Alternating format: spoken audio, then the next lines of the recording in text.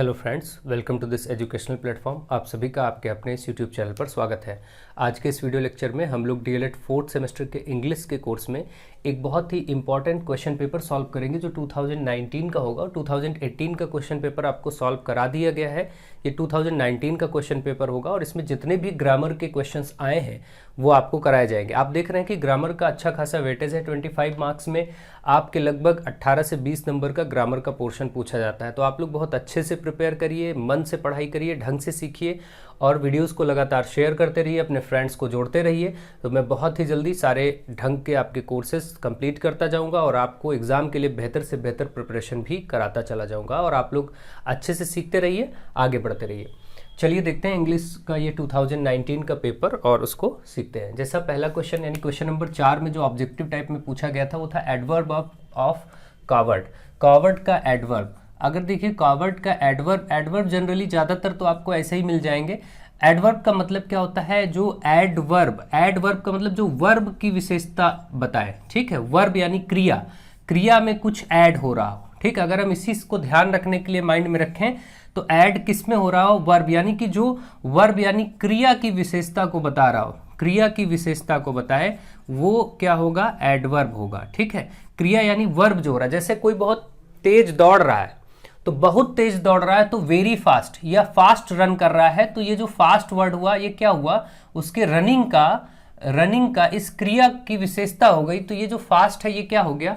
Adverb हो गया। तो इसी तरीके से अगर वर्ब के पहले कोई चीज आएगी और वो उसकी विशेषता बता रही होगी तो वो उसका एडवर्ब कहा जाएगा, ठीक है। जनरली जैसे कोई बहुत स्लो है तो स्लोली भी होता है, स्लोली, फास्ट, ये सब LY, ज्यादातर LY लगा के एडवर्ब्स आपको मिल जाते हैं। जैसे कावर्ड का ही है तो कावर्डली है ना, आपको ऑप्शन उसमें एक दिया था कावर्डली, आप इसी पर टिक करेंगे तो एडवर्ब जो कावर्ड का होगा कावर्डली हो जाएगा, ठीक है। आई थिंक आप एडवर्ब समझ चुके होंगे ढंग से। इसी तरीके से आपको चीज़ों को समझना है और पढ़ना है और आप इसको कर पाएंगे। नेक्स्ट देखिए, आगे आपसे पूछा गया है एंटोनिम ऑफ बून। बून का मतलब क्या होता है? वरदान। बून का मतलब होता है वरदान। किसी को वरदान मिले या फिर अब किसी को आशीर्वाद प्राप्त हो तो बून होगा। और इसका क्या होता है? एक तो बेन कहीं पर लिखे तो आप लिख सकते हैं इसका एंटोनिम, या फिर कर्स। तो आप में कर्स था तो आप कर्स ध्यान रखेंगे, उस पर टिक कर देंगे, ठीक है। कर्स का मतलब होता है शाप, अभिशाप, ठीक है। तो ये हो गया एंटोनिम ऑफ बून, ठीक है। तो ये सब बातें आप ध्यान रखेंगे, ये एंटोनिम आपका हो गया। नेक्स्ट आप देखिए क्वेश्चन नंबर 6 में क्या पूछा गया था? Change into present perfect continuous. Present perfect continuous, आप देखिए यहां पर जो आपको दिख रहा है वो इज एम आर के साथ वर्ब के आईएनजी फॉर्म। जब भी इज एम आर में इज एम आर हो, इज एम आर और इसके साथ वर्ब की आईएनजी फॉर्म दिखे तो ये प्रेजेंट कॉन्टिन्यूअस टेंस होता है, प्रेजेंट कॉन्टिन्यूअस टेंस, ठीक है। शॉर्ट में लिख रहा हूं मैं, प्रेजेंट कॉन्टिन्यूअस होता है, आपको प्रेजेंट परफेक्ट कॉन्टिन्यूअस में बदलना है। तो इसको सेंटेंस क्या था? जैसे यहां पर सेंटेंस था he is writing a novel for 5 years। ये आपका सेंटेंस था, इसको आपको बदलना है प्रेजेंट परफेक्ट कॉन्टिन्यूअस। अभी आपने बहुत ही जल्दी पढ़ा है परफेक्ट कॉन्टिन्यूअस क्या होता है। परफेक्ट कॉन्टिन्यूअस में आपका has been, have been use होता है, ठीक है। तो हैज बीन, हैव बीन के साथ आप करेंगे तो यहां पर आप बोलेंगे ही हैज बीन। आपको मालूम है कि हैज बीन कहां लगता है? हैज बीन लगेगा ही, शी या फिर इट या फिर कोई सिंगल पर्सन हो या सिंगल सब्जेक्ट हो। सिंगल सब्जेक्ट कह दीजिए, सिंगल नाउन, पर्सन, जो भी कह दीजिए। और हैव बीन कहाँ लगेगा? हैव बीन वहां लगेगा जहां पर आई हो, वी हो, आई, वी, दे, यू या फिर प्लूरल यानी एक से ज्यादा नाम हो। तो ये हैज बीन, हैव बीन लगाने का तरीका है। यहां पर ही है तो ही के साथ हैज बीन लगाना पड़ेगा। किस टेंस में? प्रेजेंट परफेक्ट कॉन्टिन्यूअस टेंस में, ठीक है। तो आप बोलेंगे ही हैज बीन राइटिंग, बस इतना कर देंगे तो ही हैज बीन राइटिंग। आगे बाकी सब वही रहेगा, writing a novel for 5 years। इस तरीके से आपका ये चेंज हो गया। अब देखिए अगर आपको टेंस का नॉलेज नहीं है, नहीं पता कि हैज बीन, हैव बीन लगता है इसमें और कॉन्टिन्यूअस में इज एम आर के साथ वर्ब की आईएनजी फॉर्म लगती है। अगर ये सारी बातें आपको बेसिक नहीं पता है तो फिर आप ये कैसे चेंज कर पाएंगे, इसलिए मैंने टेंस को कंप्लीट पढ़ा दिया है। सारे के सारे टेंसेज आपके प्लेलिस्ट में अवेलेबल है और उनको बहुत अच्छे से पढ़ाया जा चुका है, तो आप लोग उसको देखिए और सीखिए। ठीक है, चलिए आगे बढ़ते हैं। आप लोग वीडियोस को शेयर जरूर करते रहें। नेक्स्ट क्वेश्चन में आगे बढ़ते हैं और उसको सॉल्व करते हैं। नेक्स्ट क्वेश्चन आपका है 7 नंबर, कंप्लीट द फॉलोइंग। आपको इसको कंप्लीट करना है। इसमें आपको दिया गया है virtue is its own reward. इसका मतलब क्या होता है? वर्च्यू क्या होता है? गुण, यानी अच्छे कार्य, पुण्य का अपना रिवॉर्ड होता है। इसका अर्थ ये है कि वर्च्यू जितना भी जो गुण है, गुणों का या अपने गुणों का कह सकते हैं या फिर पुण्यों का, पुण्य कार्यों का कह सकते हैं, इनका अपना रिवार्ड होता है, यानी इनका अपना ही रिवार्ड होता है। ऐसा नहीं कि आपने किसी के साथ कुछ नेकी की, अच्छा काम किया तो आपका बदले में वो व्यक्ति आपको कुछ देगा तभी आपको उसका रिवार्ड मिलेगा, ऐसा नहीं है। उस अच्छे कार्य का रिवार्ड अपने आप ही होता है, उसका प्रतिफल अपने आप ही होता है, यानी पुण्यों का प्रतिफल स्वयं का प्रतिफल होता है, वो ईश्वर देता है आपको, ऊपर वाला देता है, तो वो चीज़ें हैं। तो यहाँ पर जब ऐसा सेंटेंस, इसका अर्थ ये है, और पहले तो आपने अर्थ समझ लिया, अब इसके बाद यहाँ पर फिल करना था। जनरली तो इसको ऐसे ही बोला जाता है कि भाई virtue is its own reward, बस यही होता है फिल। लेकिन फिर भी कंप्लीट करने के लिए दिया गया और आगे ऑप्शन भी डाला गया, तो आप द कर सकते हैं और कुछ इसमें विकल्प नहीं हो सकता। The virtue is its own reward, ठीक है। अदरवाइज जनरली तो virtue is its own reward ही बोला जाता है, ठीक है। तो the virtue is its own reward, ऐसे आप फिल कर दीजिए, ये हो गया। नेक्स्ट देखिए, complete the following 8 number, he is इल।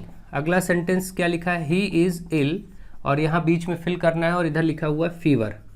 जब भी कोई इल यानी बीमार होगा, इल वर्ड आया होगा और इधर कोई बीमारी दी गई होगी तो बीच में हमेशा विद आप फिल करेंगे, ठीक है। He is ill with fever, preposition with आएगी, ध्यान रखिएगा ऐसे क्वेश्चंस में, ठीक है। तो ये सिंपल सी बात है, इसमें कुछ सोचना नहीं है। वह बुखार से बीमार है, तो इस तरीके से आपका हो गया ये भी। नेक्स्ट देखिए, कंप्लीट द फॉलोइंग। 9 नंबर में कंप्लीट करने को कहा गया और यहाँ पर लिखा गया शी हैड, और यहाँ कुछ फिल करना है। इसके बाद यहाँ लिखा गया dancing, had dancing for 2 hours। देखिए अभी मैंने आपको एक टेंस समझाया, हैज़ बीन, हैव बीन के साथ प्रेजेंट परफेक्ट कॉन्टिन्यूअस होता है, और हैड के साथ जब भी कभी ये दिखे हैड और वर्ब की आईएनजी फॉर्म, तो आप समझ लीजिएगा बीच में बीन आना है, बीन, हैड बीन और वर्ब की आईएनजी फॉर्म। यानी आपने समझा कि अगर हैड बीन के साथ वर्ब की आईएनजी फॉर्म लगेगा तो ये पास्ट परफेक्ट कॉन्टिन्यूअस टेंस कहलाता है। क्या कहलाता है? Past perfect continuous tense. Past perfect continuous tense की पहचान होती है हैड बीन के साथ वर्ब की आईएनजी फॉर्म। तो ये आपको फिल करना है केवल यहाँ पर बीन, क्योंकि वर्ब की आईएनजी फॉर्म है इसलिए बस been. She had been dancing for 2 hours, है ना, वह 2 घंटे से नृत्य कर रही थी, ठीक है। यहाँ पर ये हो जाएगा, तो इस तरीके से हो जाएगा, वह 2 घंटे से डांस कर रही थी। तो ये आपका हो गया, आप समझ गए होंगे इस क्वेश्चन को कैसे करना था। नेक्स्ट क्वेश्चन है करेक्ट द फॉलोइंग। इसको करेक्ट करना, और यहाँ पर लिखा गया है वॉक केयरफुल्ली। सेंटेंस दिया गया है आपको वॉक केयरफुल्ली, और आगे लिखा है लेस्ट, लेस्ट LEST, लेस्ट यू, और इन्होंने लिखा है यहाँ पर मे फॉल। ध्यान रखें, ऐसे सेंटेंस का पहले अर्थ क्या होता है, प्रयोग क्या होता है, ये समझिए। इतना तो आप समझते हो, वॉक केयरफुल्ली मतलब सावधानी पूर्वक टहलो या घूमो। लेस्ट, लेस्ट का मतलब होता है कहीं ऐसा ना हो, ध्यान रखें, कहीं ऐसा ना हो, मतलब वॉक केयरफुल्ली, सावधानी पूर्वक टहलिए, कहीं ऐसा ना हो कि यू मे फॉल, आप गिर जाएं। तो हमेशा ध्यान रखिए कि जब भी लेस्ट का प्रयोग होगा तो लेस्ट के बाद जब बीच में कुछ और करना होगा, तो यहाँ पर जब बीच में कुछ फिल करना होगा तो ऑलवेज मे नहीं आएगा, शुड आएगा। यहाँ पर देखिए, और इसके इधर, अब ये जो वर्ड है यही गलत है, यहाँ पर बस आप क्या कर दीजिए, शुड, बस ये करेक्ट हो जाएगा। तो आप बोलेंगे walk carefully लेस्ट you should fall, ठीक है। तो इसको करेक्ट करके मे हटा करके उसकी जगह शुड कर दीजिए, बस ये करेक्ट हो गया। तो आई थिंक आप इसको समझ गए होंगे कैसे करना था, और लेस्ट का मतलब प्रयोग भी सीख गए होंगे, कहीं ऐसा ना हो, जैसे जल्दी अपना काम पूरा कर लो, कहीं ऐसा ना हो कि मम्मी आ जाए, है ना। तो इस तरीके से आप अगर मान लीजिए माता पिता से डर रहे हैं, घबराने के कारण आप ऐसा कर रहे हैं, तो आप ऐसा सेंटेंस ट्रांसलेट कैसे करेंगे? तो आप बोलेंगे ना, मेक हेस्ट, जल्दी करो, make haste lest the mother should come. तो इस तरीके से ये हो जाएंगे टेंसेस जो है ये बहुत अच्छे से आपको इसमें देखिए सेंटेंस फ्रेम आप कर पाएंगे। अगला देखिए, फिल द करेक्ट वर्ड, आपको करेक्ट वर्ड फिल करना है और यहाँ दिया गया है ही क्वेरल्ड, और यहाँ पर फिल करना है और लिखा है अ ट्रिवियल मैटर। किसी मामले पर, मैटर मतलब किसी मामले पर क्वेरल यानी लड़ाई की जा रही है, झगड़ा हो रहा है या कोई बहस हो रही है। तो जब भी किसी मामले पर बहस होगा, ठीक है, कोई बहुत ही पेचीदा मामला है, बहुत ही अजीब मामला है, उस पर अगर बहस चल रही है, मैटर, कोई मैटर है, उस पर बहस यानी क्वेरल हो रहा है, लड़ाई हो रहा है, तो ऐसे केस में बीच में जो प्रीपोजिशन आती है वो ओवर आती है, ध्यान रखिएगा, ये फिक्स है। और अगर जैसे कोई पर्सन किसी दूसरे पर्सन से, कोई दूसरे व्यक्ति से लड़ाई कर रहा है, झगड़ा कर रहा है, तो वो अलग चीज है, ही क्वेरल्ड, तो वहां पर आप विद भरते हैं, ही क्वेरल्ड विद हर, उससे लड़ाई हो गई, कोई किसी लड़की से लड़ाई हो रही है, उस तरीके से एक दूसरे को अगर मारपीट हाथापाई किया जा रहा है, इस तरीके की लड़ाई झगड़े हो रहे हैं, तो क्वेरल्ड विद है ना, एक दूसरे के संपर्क में बॉडी आ जाती है उसमें, भाई लड़ाई झगड़ा करने में, मारपीट करने में एक दूसरे के संपर्क में बॉडी होती है, और उस स्थिति में क्वेरल्ड विद, ठीक है। तो अब यहाँ पर जैसे एक और सेंटेंस ले लीजिए, we should not quarrel with our friends, हमें अपने मित्रों के साथ लड़ाई नहीं करनी चाहिए। तो ये हो गया देखिए, तो क्वेरल विद। तो आप ध्यान रखेंगे क्वेरल के ये प्रयोग आपको पूछे जा सकते हैं, हो सकता है अगली बार क्वेरल विद का क्वेश्चन आपको मिले, अभी से क्वेरल ओवर का था। ये बात आपको ज़्यादातर ध्यान नहीं होती बच्चों को कि यहाँ पर जब भी किसी मामले में, किसी मान लीजिए संपत्ति का विवाद है, प्रॉपर्टी का विवाद है या कुछ ऐसा है, तो इन सब मामले, जब ये मामले आएंगे प्रॉपर्टी का या कोई और मामला, तो वहाँ पर ओवर ही क्वेरल के साथ लगेगा, ध्यान रखेंगे, ठीक है। तो आप बहुत अच्छे से समझ रहे होंगे चीज़ों को, आई होप आप अच्छे से, ये सारी चीज़ें आपके कॉम्पिटेटिव एग्जाम्स के लिए, टेट सीटेट सुपर टेट के लिए भी बहुत इंपॉर्टेंट है, उसमें भी सब पूछा ऐसे ही जाता है। तो आप लोग ध्यान देते रहिए, सीखते रहिए, आगे के लिए भी अपने आप को तैयार करते रहिए। और बाकी मैं अलग से क्लासेस सीरीज इंग्लिश की जरूर चलाऊंगा, टेट सीटेट के लिए भी कोशिश करूंगा कि इंग्लिश का भी कोर्स मैं आपको करवाऊँ। आप सब कमेंट में बताएं कि आपको क्लासेस कैसी लग रही हैं, आपके लिए हेल्पफुल है, आपको चीज़ें समझ में आ रही हैं। प्लेलिस्ट में जा करके टेंसेस जरूर सीख लीजिए, क्योंकि टेंस जो होते हैं वो ग्रामर का बेस होते हैं। जब तक टेंस आपको नहीं आएगा तब तक आप एक्टिव, पैसिव, डायरेक्ट, इनडायरेक्ट और बहुत सारी चीज़ें अच्छे से नहीं सीख पाएंगे। चलिए आगे बढ़ते हैं और जो शॉर्ट टाइप क्वेश्चन 2-2 नंबर वाले क्वेश्चन हैं उनको भी कर लेते हैं। अब आपके सामने 12 नंबर से लेकर के 18 नंबर के बीच में 2-2 नंबर के क्वेश्चन हैं, तो इनको अच्छे से चलिए ट्राई करते हैं। तो देखिए यहाँ पर बोला गया है 12 नंबर में चेंज इनटू इनडायरेक्ट स्पीच। कुछ सेंटेंसेस हैं जिनको इनडायरेक्ट में बदलना है। जैसे पहला है father said he is a good player. तो ये तो बहुत ही सिंपल है, आप सभी इसको बहुत आराम से कर लेंगे। फादर सेड दैट, बस केवल यहाँ पर इतना लगाना है, father said that he was a good player, बस इतना लिख देना है। इज बदल जाएगा वॉज में, बस he was a good player. तो ये बहुत ही सिंपल था। अगला देखिए यहाँ पर है रीता सेड, इसको थोड़ा सा समझना है। Rita said let's play a match. यहाँ जब लेटस वाले वाक्य आते हैं तो इनडायरेक्ट में कैसे बदलते हैं, तो यहाँ सेड जो है वो प्रपोज्ड में बदल जाता है, तो आप लिखेंगे प्रपोज्ड या सजेस्टेड में भी बदल जाता है।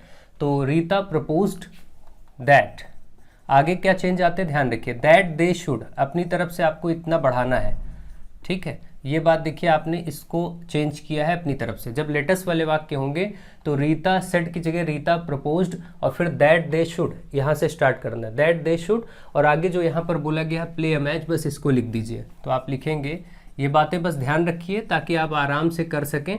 कभी ऐसा आएगा तो दो लोगों के बीच में हो जाए, जैसे मोहन सेड टू, अगर ऐसा होता, मान लीजिए मोहन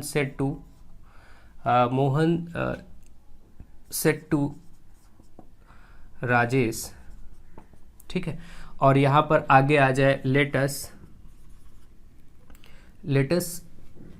गो देयर, आओ वहाँ चलते हैं, है ना। तो आप क्या करेंगे, Mohan proposed Rajesh that they should go there. बस इस तरीके से आप आराम से कर लेंगे। तो ऐसे सेंटेंसेस अगर आपको मिलते हैं तो आप आराम से प्रपोज्ड या सजेस्टेड भी कर सकते हैं। ये चीज़ें करके आप लिख के कर ले जाएंगे। ठीक है, आई होप आपको ये बातें समझ में आ गई होंगी। नेक्स्ट है क्वेश्चन नंबर 16 में फिल इन द ब्लैंक्स। आपको ब्लैंक्स फिल करने हैं। यहाँ पर बोला गया है ईदर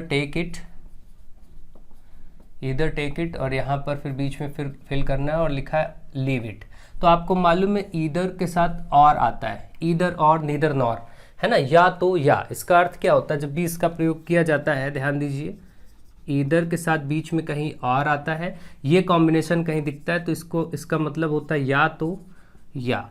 तो कैसे आएगा इसका सेंस, या तो टेक इट यानी इसको ले लो, या तो इसको ले लो, टेक इट मतलब इसको ले लो, और या फिर छोड़ दो, है ना, लीव इट। तो इस तरीके से अर्थ होता है। जैसे या तो उसने चोरी की होगी या फिर मुकेश ने। तो इस तरीके के सेंटेंस या तो या के ईदर और नीदर नॉर का मतलब होता है ना तो ना। अगर कहीं आपको ईदर और की जगह ये दिखे नीदर नॉर, तो नीदर के साथ बीच में नॉर होता है। ये कॉम्बिनेशंस आप ध्यान रखिए, अक्सर पूछे जाते हैं। यही सब फिल इन द ब्लैंक्स में आ जाएंगे और आपको अच्छे से करना मालूम होना चाहिए। इसका अर्थ होता है ना तो ना, ये होता है या तो या। अर्थ आप समझ रहे होंगे और प्रयोग भी देख रहे होंगे। ठीक है, चलिए आगे बढ़ते हैं। ये तो हो गया आपका ईदर, और दूसरा इसका पार्ट देखिए, यहाँ पर था he is a good player, वो एक अच्छा खिलाड़ी है, और फिर यहाँ फिल करना है और आगे लिखा है अ बैड स्टूडेंट, लेकिन एक खराब विद्यार्थी। यही तो आप बोलेंगे, लेकिन ही निकलेगा ना, कि वह एक अच्छा खिलाड़ी है लेकिन एक खराब विद्यार्थी, स्टूडेंट खराब है, बट अ बैड स्टूडेंट। तो यहाँ पर लेकिन आ रहा है तो बट लिखना पड़ेगा। ठीक है, क्योंकि बट मतलब लेकिन ही होता है। तो ये बहुत आसानी से आप इसको फिल कर ले जाएंगे। नेक्स्ट देखिए क्वेश्चन नंबर 17 में फिल करना है और यहाँ पर आया ही इज सुपीरियर, और यहाँ मी मतलब वह मुझसे सुपीरियर है। जब भी कोई चीज़ सुपीरियर, जूनियर, इन्फीरियर इस टाइप के वर्ड आएंगे तो वहाँ पर टू लगता है। ध्यान रखिए, लोग देन का प्रयोग कर देते, देन नहीं लगाना है। देन तुलनात्मक वर्ड जरूर है, मगर यहाँ पर इस केस में जब भी सुपीरियर, इन्फीरियर ऐसे टाइप के वर्ड्स आते हैं ना, जूनियर, सीनियर, ये तो इनके सबके साथ जो प्रीपोजिशन होती है वो टू ही लगती है। ठीक, तो he is superior to me. Okay, तो ये चीज़ आपको क्लियर हो गई होगी कैसे आप करना। ये अक्सर पूछे जाने वाले क्वेश्चंस हैं, बहुत ही इंपॉर्टेंट, ये हर एग्जाम के फेवरेट क्वेश्चंस होते हैं। ये हो गया। नेक्स्ट राम बीट्स, राम पीटता है, बीट मतलब क्या होता है, पीटना, बीट्स लगा है मतलब प्रेजेंट इंडेफिनिट टेंस है ये। राम बीट्स हिम, और फिर किस चीज़ से पीटता है, एक स्टिक से, एक छड़ी से। तो जब छड़ी से कोई पीटेगा, जैसे कभी छड़ी से किसी को पीटा जाएगा तो छड़ी उसके हाथ में होगी और वो छड़ी से पीट रहा होगा, तो इसका मतलब छड़ी उसके संपर्क में है। जब संपर्क में चीज़ें होती है तो विद का प्रयोग हो जाता है। जैसे कोई वेजिटेबल सब्जी काट रहा है चाकू से, तो विद नाइफ, है ना, विद नाइफ लिखा जाता है, क्योंकि चाकू उसके हाथ में होता है, कॉन्टेक्ट में होता है। तो आप बोलेंगे Rama beats him with a stick. Okay, next और last question, right one word. आपको 2 वाक्य दिए गए हैं, इनके लिए एक एक शब्द लिखना है। वाक्यांशों के लिए एक शब्द, वन वर्ड सब्स्टिट्यूशन जिसको कहते हैं। इसमें पहला है a person who hates mankind, एक व्यक्ति जो मैनकाइंड मानवता से घृणा करता है, ऐसा व्यक्ति को क्या कहा जाएगा, उसको एक वर्ड में कहा जाता है मिसएंथ्रोपिस्ट। मिसएंथ्रोपिस्ट ये होता है जो क्या करता है, मानवता से घृणा करता है, मिसएंथ्रोपिस्ट। ठीक है, तो एंथ्रोपिस्ट क्या होगा, एंथ्रोपिस्ट होगा जो मानव प्रेमी हो। ठीक है, मैनकाइंड से का लवर हो। तो मिस वर्ड हटा देंगे तो एंथ्रोपिस्ट हो जाएगा। आगे यहाँ पर है a medicine that kills germs, एक मेडिसिन, एक ऐसी मेडिसिन, दवा जो जर्म्स को मारती हो, किल करती हो, तो वो तो जर्मीसाइड। सीधे आपको मालूम है कि जर्मीसाइड फंगस को हटा रहा है तो फंगीसाइड। इसी तरीके से बहुत सारे साइड वर्ड जो लग जाते हैं, साइड का मतलब ही होता है मारने वाला, तो आप बोलेंगे जर्मीसाइड, CIDE ये वर्ड लगता ही है, तो किल करने वाला, मारने वाला। तो दोनों का एक एक वर्ड हो गया, मिसएंथ्रोपिस्ट और जर्मीसाइड। जो जर्म्स को मारने वाली दवा है उसको जर्मीसाइड कहेंगे, जो मानवता मैनकाइंड का हेटर है, हेट करता है, that is he is known as misanthropist. Okay, तो ये सारे क्वेश्चन मुझे उम्मीद है आपको समझ आ गए होंगे, आप लोगों को ढंग से ये पूरा क्वेश्चन पेपर क्लियर हो गया होगा।